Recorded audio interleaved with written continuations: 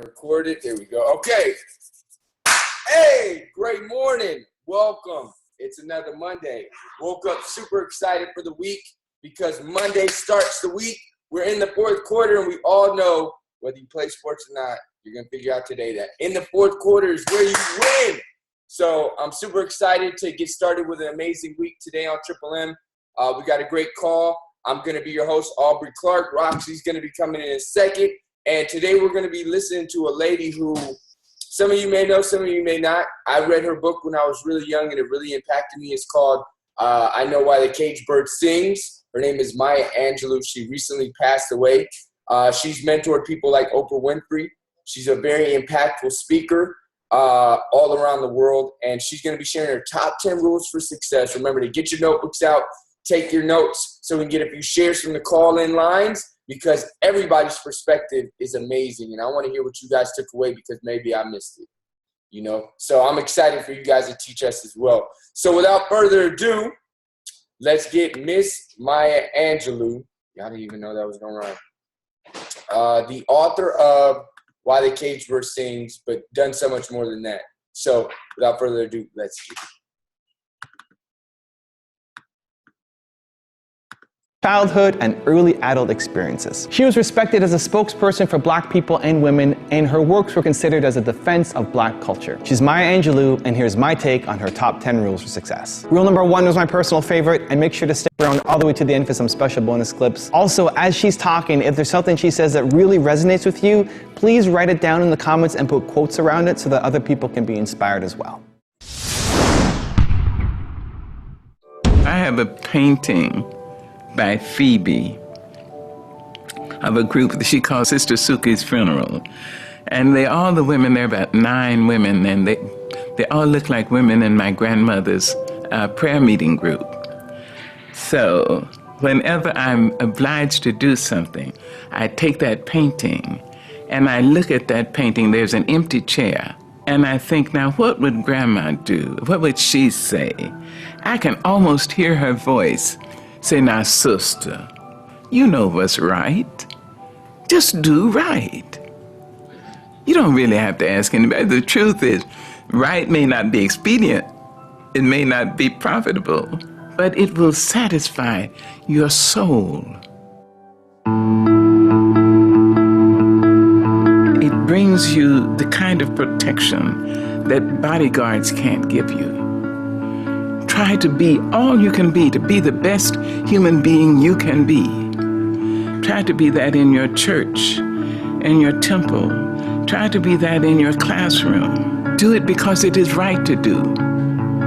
You see, people will know you, and they will add their prayers to your life. They'll wish you well. I think if your name is mentioned and people say, oh, hell, oh, damn, I think you're doing something wrong. But if your name is mentioned and people say, oh, she's so sweet, he's so nice, oh, I love, oh, God bless her. There you are. So try to live your life in a way that you will not regret years of useless virtue and inertia and timidity. Take up the battle. Take it up. It's yours. This is your life. This is your world.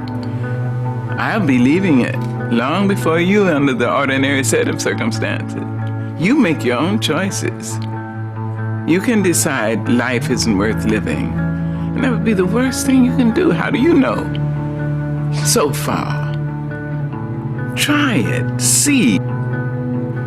So pick it up. Pick up the battle and make it a better world. Just where you are. Yes, and it can be better, and it must be better, but it is up to us. I mentioned courage, and I would like to say something else about that. Finding courage in the leaders, and in you who will become leaders. Courage is the most important of all the virtues, because without courage, you can't practice any other virtue consistently. You see? You can't be consistently kind or fair or humane or generous not without courage. Because if you don't have it, sooner or later you'll stop and say, the threat is too much, the difficulty is too high, the challenge is too great. You know, I believe that self-love is very important. If you read my work, you know I'm always talking about loving oneself. I never trust anybody who tells me he or she loves me if the person doesn't love herself or himself. There's an African saying which is, be careful when a naked person offers you a shirt. I mean, if he had something, he'd cover himself first, right? So I like to look at self-love. It is very important that it comes from within, that you have a sense of yourself, so that when you walk into an office, you don't go alone. Bring your people with you. Bring everybody who has loved you with you. Say, Grandma, come on, let's go. Great-grandpa, you've been dead all this time. Come on, let's go. I have to go in here and have an interview. Come on, Auntie. Come on, my friends. Come, let's go. And when you walk in, people don't know what it is about you. They can't take their eyes off you. You may not be cute in the given sense. You may not be fashion model size in that particular sense.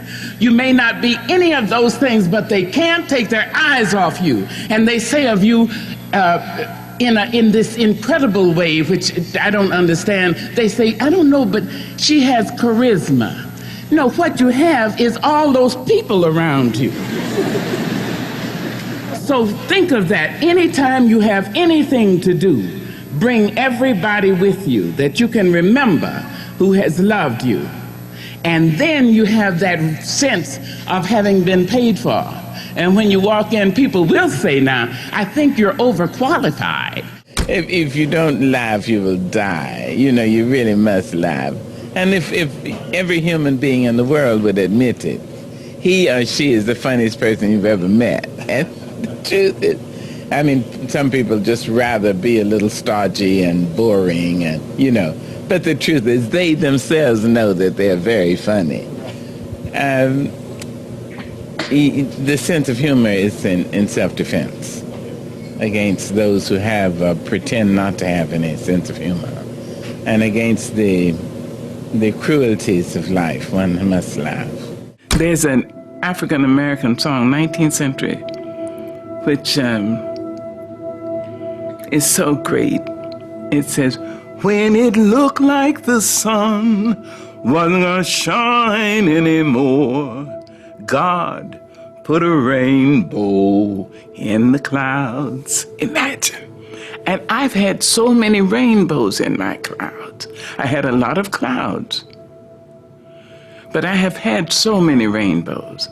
And one of the things I do when I step up on a stage, when I stand up to translate, when I go to teach my classes, when I go to direct a movie, I bring everyone who has ever been kind to me with me.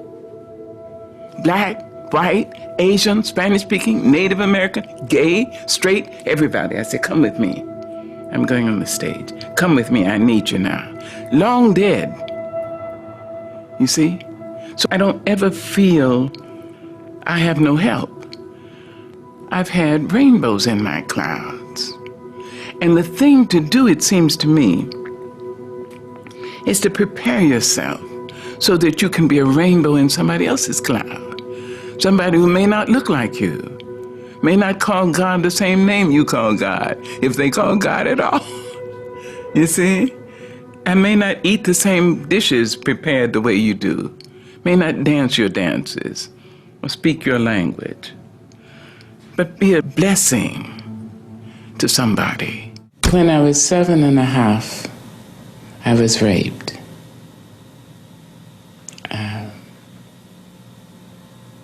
I won't say severely raped. All rape is severe.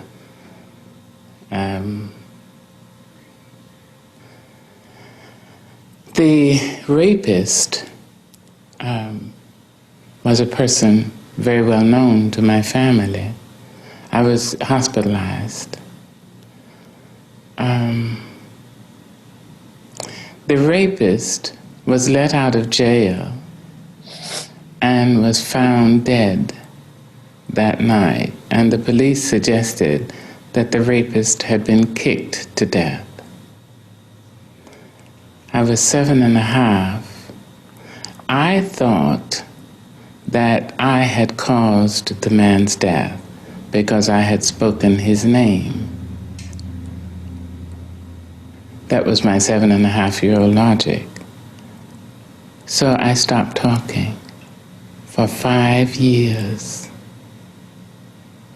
Now, to show you again how out of evil there can come good, in those 5 years, I read every book in the black school library. I read all the books I could get from the white school library.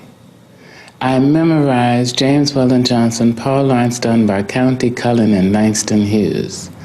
I memorized Shakespeare, whole plays, 50 sonnets. I memorized Edgar Allan Poe, all the poetry. Never having heard it, I memorized it. I had Longfellow, I had Guy de Maupassant, I had Balzac, Rudyard Kipling. I mean, it was a Catholic kind of reading and Catholic kind of storying. When I decided to speak, I had a lot to say and many ways in which to say what I had to say. I listened to the black minister. I listened to the melody of the preachers. And I could tell when they would start up on that kind of thing, when they know they mean to take our souls straight to heaven, or whether they meant to dash us straight to hell. I understood it. So out of this evil, which was a dire kind of evil, because rape on the body of a young person, more often than not, introduces cynicism. And there's nothing quite so tragic as a young cynic, because it means the person has gone from knowing nothing to believing nothing. In my case, I was saved in that muteness, you see, in the surda. I was saved, and I was able to draw from human thought, human disappointments and triumphs, enough to triumph myself. We don't understand talent. We don't understand electricity. We probably use 1 billion of 1 billionth percentage, or less, a degree so infinitesimal that we couldn't even say how little it is. You can plug into 2 holes in the wall. You can light up a cathedral. You can light up a synagogue. You can light up a temple. Right. You can light up a surgery. Or you can electrocute a person strapped in a chair. Electricity makes no demands. It says, I'm here. That's right. If you are stupid, you will ill-use me. If you're intelligent, you will use me for the furtherance of your kind. Well, I think talent is like that. We don't know what it is. But a painter, maybe he or she is born with the eyesight to see depths, and you understand, to have... Sure. But that's physical. Maybe she is born with the throat that makes her sound like a bird, a coloratura, lyric soprano, baritone.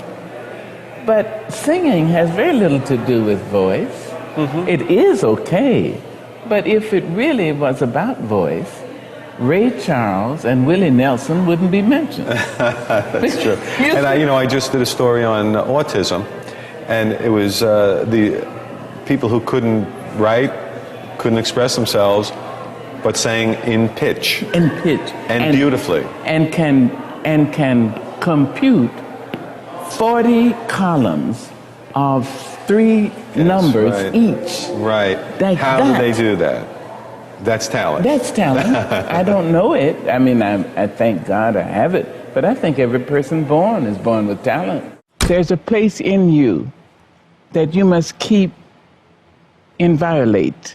You must keep it pristine, clean, so that nobody has the right to curse you or treat you badly. Nobody, no mother, father, no wife, no husband, nobody. Because that may be the place you go to when you meet God.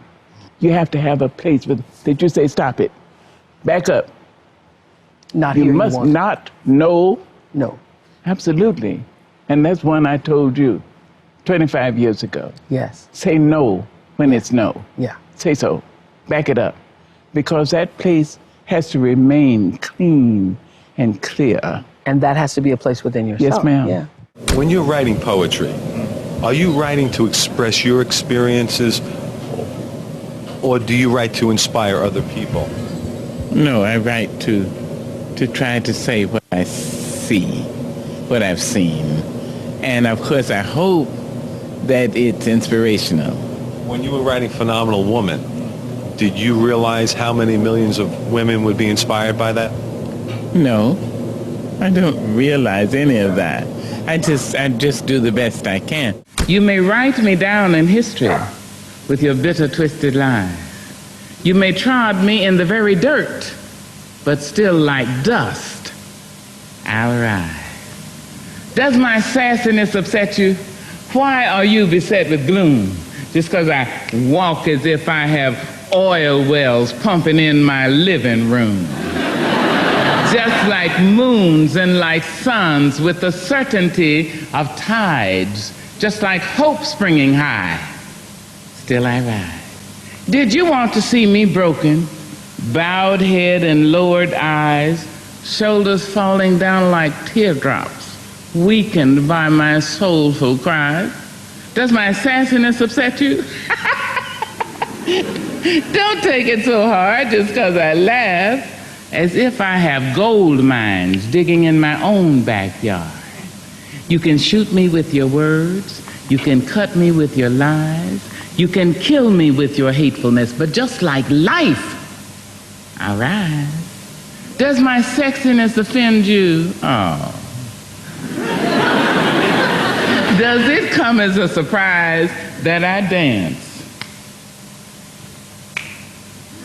as if I have diamonds at the meeting of my thighs? Out of the huts of history's shame I rise. Up from a past rooted in pain I rise.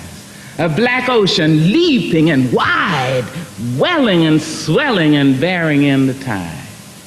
Leaving behind nights of terror and fear, I rise. Into a daybreak miraculously clear, I rise. Bringing the gifts that my ancestors gave. I am the hope and the dream of the slave. And so,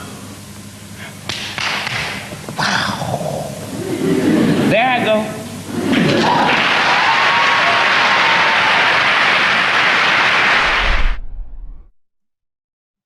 Thank you guys so much for watching. I made this video. Man, that was powerful.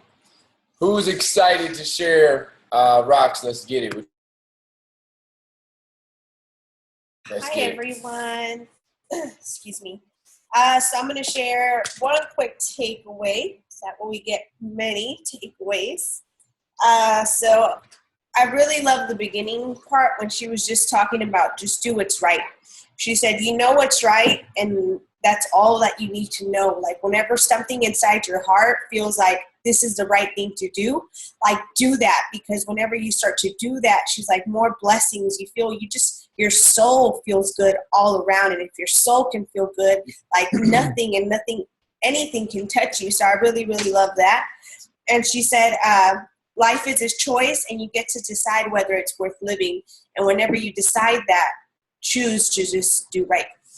So that's my takeaway. Awesome. A couple of my takeaways. Be a blessing. Be a rainbow to somebody else. She said she had a lot of clouds, tough times, but then she had a lot of rainbows too, and she said, I seek to be that for others because I always take my rainbows with me. So I thought that was really awesome just to have that mindset to be a rainbow to as many people as you can be. Turning struggles into triumphs.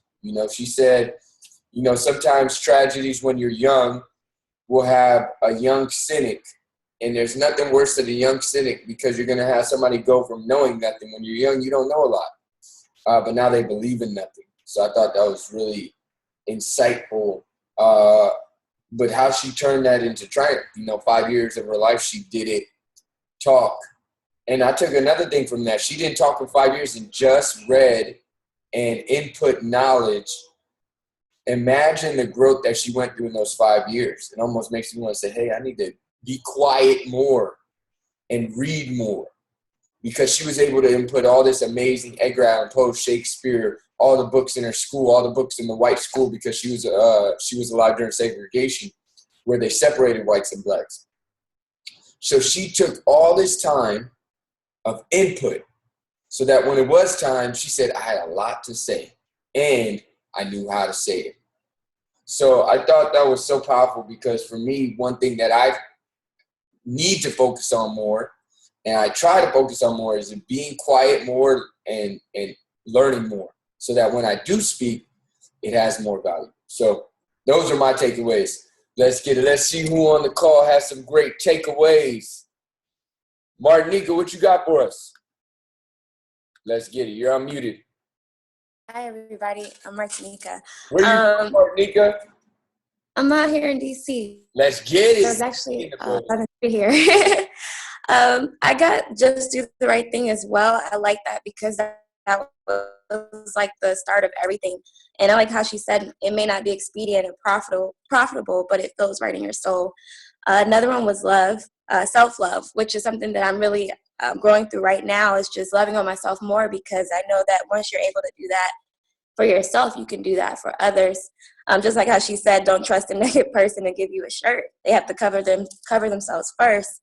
And then she spoke about always having someone with you. So I've been very observant of a lot of successful people, especially in Herbalife, and I noticed that those who are like super, super, super out there, they're bringing people with them. I'm always seeing people and pictures with them, like it might be someone new or someone constant.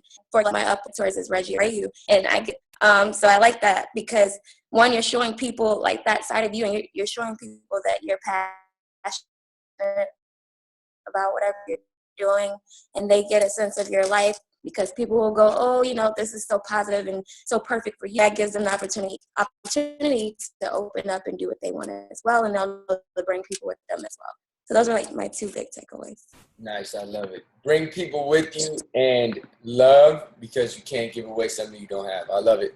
Awesome. Let's get 1 to 2 more takeaways. Who's excited, that's got a big smile, that's ready to share? I see my man Sean. Let's get it. Heldalki. No, it's Ladke. Hadke. Did I get it right? Hadke, the L silent. Hadke. Let's get it, Sean. What you got for us?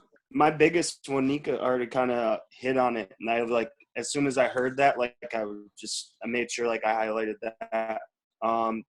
Just kind of dealing with that with a lot of people that I work with, and like everybody here, I'm assuming would understand. Not trusting or be cautious of, when a naked person tries to hand you your shirt or hand you a shirt, it's the same thing as saying like trying to ask somebody to get their own results when you're not doing that, or not love, like it was already said, loving yourself, not loving yourself. How can you love others and all of that if you don't have that within you? So that was the big thing that I took away from that, like the one star point.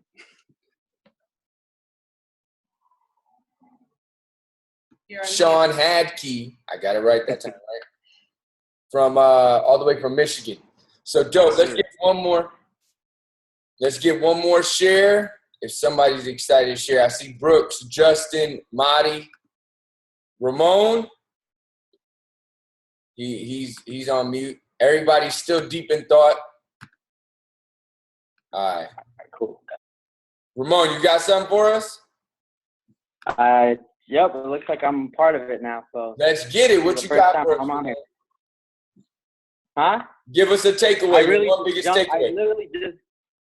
I really just jumped in. I really don't know what's going on. The first time I created this account right now. I saw the ad on on Instagram. So I really don't know what's going on really. Hey, perfect. No problem. Perfect. Thanks for jumping on. What was your biggest takeaway from the video you watched or heard that we watched together?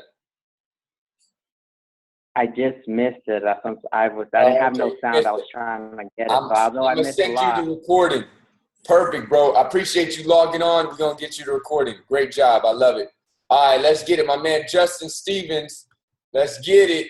You're unmuted. What you got? Okay, cool.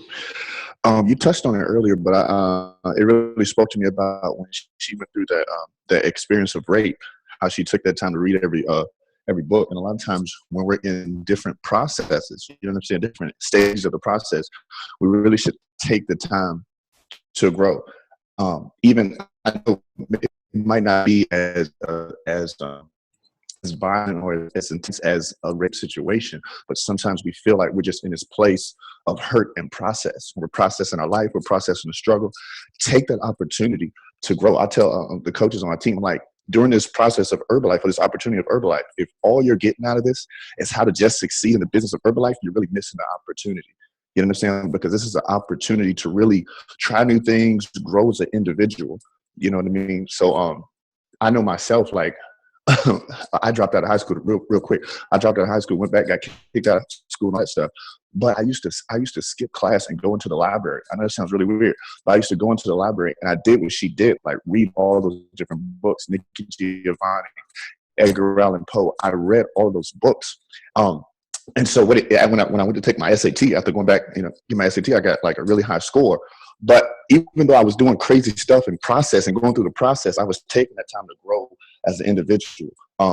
So if you're stuck in a pen or anything like that, take this opportunity to grow as an individual, and it'll really, I think, impact your life in a positive way. So that's what I got out of that. Nice. Love it, man. Great jersey. I see you repping. Let's get it. Repping it all day. Nice, man. Used to skip school to go to the library. I don't think I've ever heard that one, so that's a first for me. One last one from Madi from Arizona said, be the rainbow for somebody else. That was really loud for me. So thanks for sharing, you guys. Awesome. Love the new energy we got on the line. Remember, guys, every single week we're here, and every single week we get to grow. And no problem, because we get to post a recording for everybody that didn't wake up or didn't get a chance to check us out before work or doesn't know about this Monday morning motivation group. So I'm excited for you guys because it's fourth quarter time. I was listening to Eric Thomas today. He posted a throwback video. He said, right now is where you pour it on. And I'm so fired up because obviously you guys are pouring on if you're watching live or you're watching a recording. You're ready to make 2017 even better, but not wait until January 1st to put in the work. Let's push the gas, baby. Adios. I'm going to take everybody off mute. Where you at? Let's get it. Hey. Bye, everybody. I hear the work phones. Let's get it. Peace.